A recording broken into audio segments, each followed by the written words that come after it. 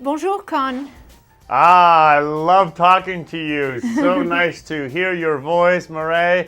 And congratulations on the new book. You know, I researched this book for 3 years and talked to a lot of my French women friends, and they're not celebrity. They're like you and I. They want to live longer, but also, and more importantly, to live well and healthy. And so they do fine-tuning and they do small steps and inexpensive steps, mostly with natural products, inside or outside, because we are judged by our appearances, whether we like it or not. And usually when a person looks at you, it starts with your hair and your eyes and your smile, and then goes down to your shoes. So these are areas where you can do a lot to slow down the aging process. And you can take care of your hair and your skin by eating well to start with, because we are what we eat, and it's reflected. If you eat junk food, you know, you're not going to have a wonderful, nice skin. And you can do a lot of little tips that I give that apply to men and women, actually.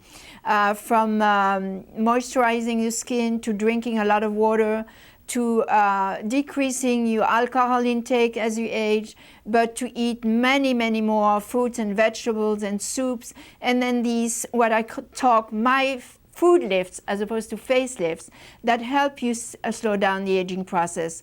Things like we know about, like berries, but also very important food like oysters that we don't think about eating more of.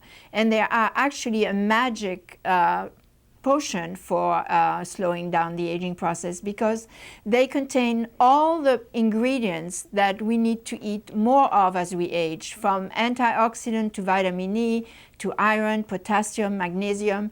And I also talk about the importance of eating a good breakfast, because remember that when we wake up in the morning, our brain is literally dead. So we need to feed the brain. And walnuts, eat your walnuts for breakfast, because they really are good protein for the brain. But also have what the French have with every meal, is a complete meal, complete food, that is carb, protein, and fat. But let me ask you, what is it about the French culture, as you did your research, that has implanted this so strongly about fashion and health, where so many countries like ourselves are on a whole different path? Well, it's a very good question, because, you know, it took us 20th century to create our own national identity. But it's really, if you look at history, the last 3 centuries, with the Enlightenment, the siècle des Lumières, you know, heels came out of Louis XIV's court. You know, men and women were wearing them. So we invented the heels. We invented flirting with the troubadour in 12th century. We invented good gastronomy with all the chefs and all the buffet and the great orgies at the court of France. And then, of course, it filters down to the masses. So we inherited a lot of all that has become cultural, and, you know, we see it now from our family, and it's transmitted. And so we are an old culture, but not that we are perfect or better, we're just different. But I think it helps us, when I talk about attitude, it's a mindset. You know, it helps us to look at aging as a part of life, and to embrace it rather than fear it, like a lot of young culture are scared to age and get hysterical about it. And there's no point for that. If you prepare, you can slow down that process. But after that, you know, gravity exists for all of us, including the French.